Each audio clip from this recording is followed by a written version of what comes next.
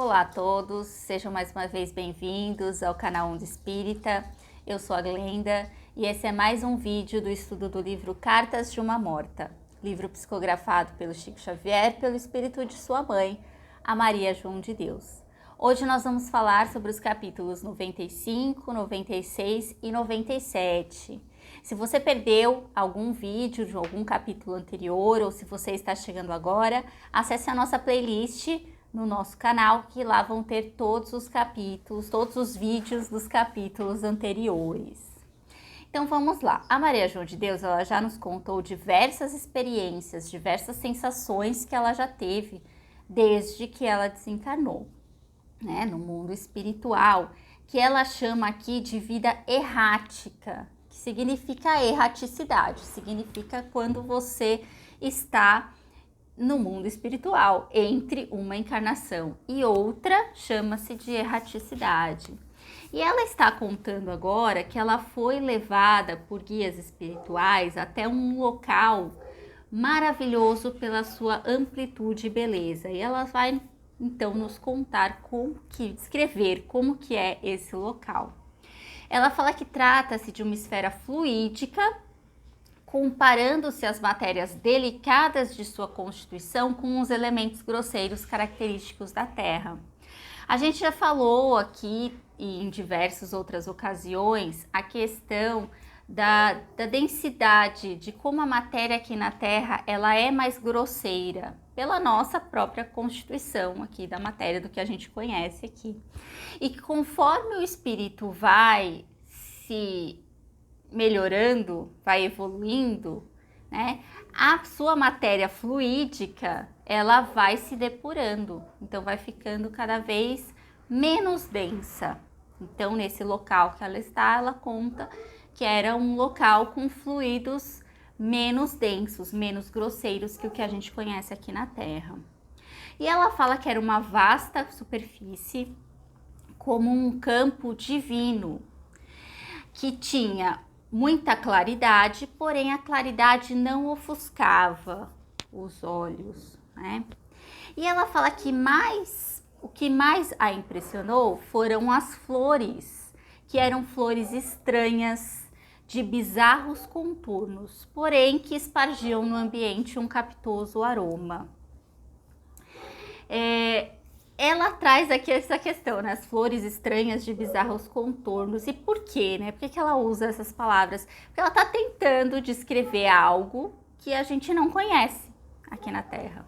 E tudo que a gente não conhece, a gente acha, num primeiro momento, estranho, né? Porque não são as flores, o que ela quis dizer é que não são as flores que a gente conhece, que a gente vê aqui na Terra. Por isso que ela fala isso, de bizarros contornos, mas que essas flores elas tinham um aroma, que isso a gente conhece daqui, né, que as flores exalam esse aroma, e lá também tinha um aroma muito bom, muito gostoso. E ela continua falando que parecia que ela se achava num templo maravilhoso do infinito, sem limites, tamanha a sua grandeza. Então, eu imaginei, né, aqueles gramados verdinhos, né, você tá assim em contato com a natureza, né, que é o que a gente remete ao que a gente tem aqui na Terra, né? E ela fala que elementos de vida penetravam profundamente em nosso ser, enchendo-nos de uma deliciosa sensação de bem-estar agradabilíssimo.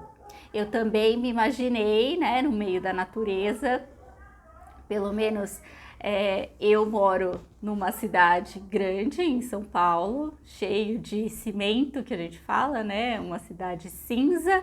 Então, quando eu vou para um lugar assim, cheio de natureza, tranquilo e tal, você respira aquele ar puro. E é claro que em contato com a natureza, você acaba percebendo essas energias que provêm da própria natureza, né, da própria terra, e que dá essa sensação de bem-estar, que é o que ela teve lá. Imagina esse local que ela está, né? Deve ser muito melhor do que qualquer coisa que a gente conhece aqui. Então a vibração de amor que também tinha naquele ambiente devia ser muito, muito gostosa, né? Muito boa. E ela fala que tinha uma verdadeira multidão de almas que estavam ali, né? E ela ainda fala que ela estava vendo uma névoa, né? E que desse momento se materializou ali onde ela estava, junto com esses outros espíritos, né? Se materializou mensageiros do Senhor, né? E ela fala que eles tinham uma túnica, eles vestiam uma túnica delicada e leve, à maneira romana, né? Que caíam ali dos ombros, mas que o que encantou ela, né, era o extraordinário poder atrativo que irradiava da sua personalidade. Então imagina, era uma figura que irradiava ali uma bondade, um amor, né? Tinha esse poder atrativo numa grandeza que também a gente não consegue imaginar. Ela falou então que as suas palavras derramavam-se nas nossas almas como bálsamos deliciosos, tal a profundeza do seu ensinamento, aliada à mais encantadora magia, ou seja, olha essa energia, né? Além das palavras que esse benfeitor espiritual estava falando, a energia que irradiava. Ela já tinha falado da energia do local, aliada à energia desses benfeitores espirituais. E no próximo capítulo ela fala que ela não vai conseguir reproduzir exatamente as palavras que esse benfeitor espiritual falou, né? Mas ela fala, pelas minhas expressões grosseiras, né? Eu vou sintetizar aqui, resumir a moral do que foi falado, né? Então ele fala assim, vou até ler esse trecho que é muito bonito. Irmãos, em vossas experiências nos planos da erraticidade, compreendestes como são fugazes as ilusões do mundo físico. Felizmente, já vos despojastes do corpo de impressões materiais que conserváveis dentro das lembranças nocivas daquilo que em sua maior parte constituía o lado prejudicial da vossa existência passada. Repousastes no fim de labutas insanas e penosos trabalhos, reconstituindo o vosso organismo espiritual combalido nas lutas. Então é o que está acontecendo com ela neste momento, né? Ela teve uma existência terrena, ela teve uma encarnação e agora ela está na erraticidade, né? Ela conservava as lembranças do que ela tinha, do que ela viveu aqui na Terra, mas ela está repousando, mas não no sentido de estar inerte, de estar ociosa, né? Ela está repousando dos penosos trabalhos daqui da Terra, mas ela está ali aprendendo. A gente viu quanta coisa que ela já aprendeu depois que ela desencarnou, enquanto ela está ali no mundo espiritual, né? Então, ela está de uma certa maneira repousando de tudo que ela viveu aqui como encarnada, mas ela está ali aprendendo coisas novas, né? Agregando ali para o espírito dela coisas novas, né? E ele continua assim: agora faz preciso que vos reergais para as tarefas dignificadoras. Então, ela está aprendendo tantas coisas e agora ela precisa utilizar de tudo isso, ela e todos esses outros espíritos que ela fala que estão ali, né, junto com ela. Então, precisam utilizar de todo esse aprendizado para tarefas, né, para ajudar ao próximo. Ele continua assim: na face longínqua da terra estão ainda sonhando e padecendo aqueles que amastes. Na superfície desse orbe distante lutam os homens obcecados pelo orgulho e pela impenitência. Lá todo um campo ilimitado de trabalhos se desdobra às vossas vistas. Ou seja, tem bastante trabalho aqui com os encarnados, né? Porque a gente ainda tá bastante engatinhando aí nessa caminhada rumo à elevação moral, né? A gente ainda tem muitos desafios aqui perante o nosso orgulho, né? A nossa vaidade. Então, a nossa materialidade, a gente ainda é muito apegado aqui aos bens aqui da terra, né? As facilidades que a gente tem aqui na terra. Então, isso a gente ainda é muito apegado. Então, tem bastante trabalho aqui. A espiritualidade, ela sempre nos auxilia e muito, né? E ele continua: guerras destruidoras, sentimentos aviltantes, corações aflitos, coletividades sofredoras, trabalhadas pelas mais duras privações, leis absurdas, ignorância, martírio, insânias, tudo se confunde esperando a luz espiritual. Ou seja, eles estão ali agrupando novos espíritos que desencarnaram há pouco tempo, alguns mais tempo, a gente não sabe, né? Depende de cada trajetória, mas que eles já têm condições de auxiliar os que estão aqui encarnados, né? Para vocês verem quanto auxílio que nós temos aqui enquanto encarnados, né? E ele continua: os homens têm lutado por muitos séculos procurando a verdade, onde ela não se pode encontrar.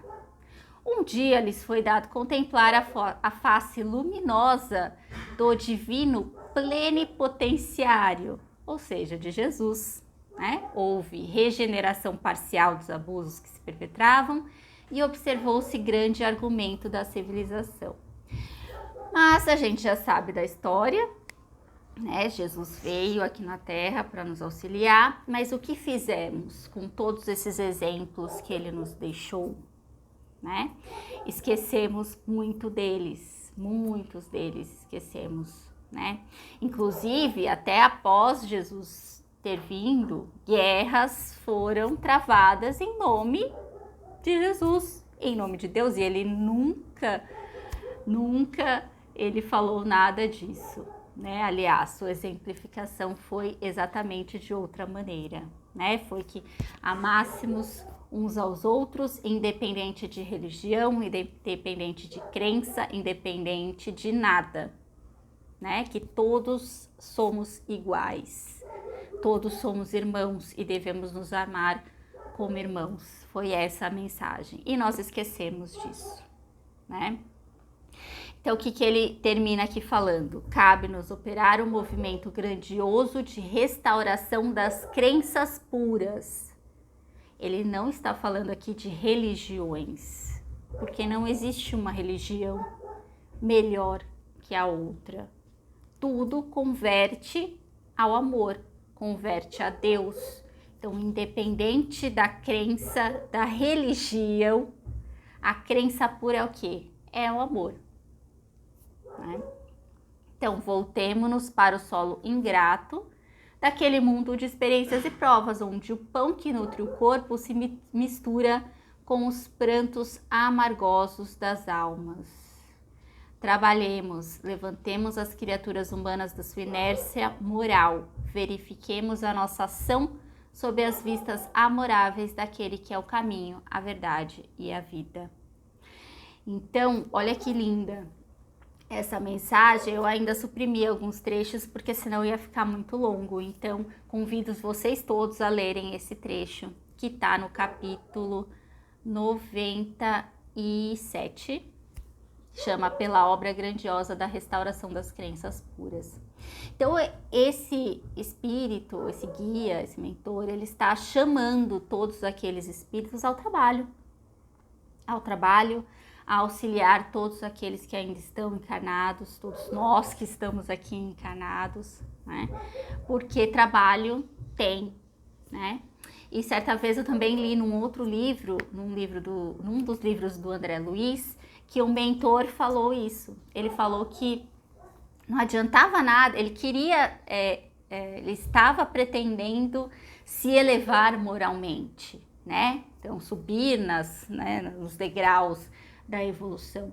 Mas ele percebeu que não adiantava nada ele estar lá em cima, enquanto tinha tantos que precisavam de auxílio, Ou seja, não adianta nada a gente buscar nossa evolução moral sozinhos, né? A gente precisa auxiliar as outras pessoas. Então, independente de onde a gente estiver, né, lá no mundo espiritual ou aqui na Terra, que a gente possa buscar auxiliar aquele nosso próximo que está ali no nosso lado, de repente, precisando de uma ajuda, ou material, ou uma ajuda de um ouvido, de escutar, de uma palavra, de um ombro amigo, enfim, né? Mas a grandeza dessa lição, dessa carta que ela nos coloca aqui, que pelo menos foi o que eu percebi, foi que eles, apesar das pessoas, desses espíritos ainda não serem espíritos, elas estão aprendendo ainda. Maria João de Deus acabou de desencarnou há pouco tempo, está ali ainda aprendendo, mas ela já vai começar a trabalhar. Eles já estão agrupando ali os espíritos para o trabalho, para ajudar o próximo, para ajudar os que estão aqui encarnados na Terra, que nós que precisamos tanto de auxílio. E que a gente sempre fala que nós somos auxiliados sempre. Só que muitas vezes a gente não enxerga. A gente não está conectado o suficiente com a espiritualidade superior, a gente não está conectado, a gente está muito ainda conectado com as coisas da matéria e não sente esse auxílio, essa ajuda. Mas olhem quantos espíritos que são aqui arrebanhados para que eles possam auxiliar. Ela fala que uma multidão de almas estava ali, uma multidão de espíritos estavam ali ouvindo esse chamamento para o trabalho. Então, aqueles que estão realmente dispostos vão iniciar esse trabalho, né? Achei linda essa lição, linda essa parte, né? Então, mais uma vez, convido vocês a lerem o livro, porque faz muita diferença você ver as palavras dela, você sentir pelas palavras dela. Tá? Então é isso que eu tinha para falar aqui hoje nesse vídeo. Espero que vocês tenham gostado. Deixem sua curtida, curtam o vídeo, compartilhem, divulguem, para que mais pessoas também possam compartilhar conosco dessas lições grandiosas que a Maria João de Deus vem trazer para nós. Então não se esqueçam, todas as terças e sextas à noite temos vídeos novos desse livro, que já está terminando, né? Já estamos na parte final, mas continuem conosco. E aos sábados também temos a nossa live do estudo do livro Transição Planetária, sempre às 14 horas. Muito obrigada pela atenção de vocês e fiquem com Deus.